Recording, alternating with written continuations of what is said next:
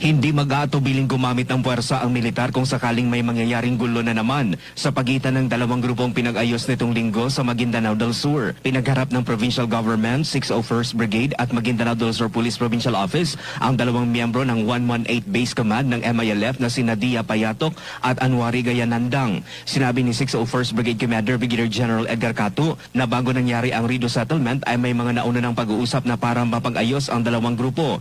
Sa kanilang pagharap nitong linggo, sila ay nagkamayan, nagyakapan at nangako mismo sa harap ng provincial government officials, army at police na ititigil na nila ang kanilang hidwaan at gulo. Bahagi ng kanilang nilagdaan sa Rido settlement ay kailangan nilang sundin ang mga ito para sa kapayapaan sa kanilang mga lugar. Ang lalabag naman sa kasunduang ito ay ituturing ng kalaban ng militar, PNP at provincial government at maging ng Moro Islamic Liberation Front. Sila ay pinayuhan din na pagsabihan ng kanilang mga miyembro para wala ng gulo na mangyayari. Mark Anthony Taico, NDBC Bida Balita.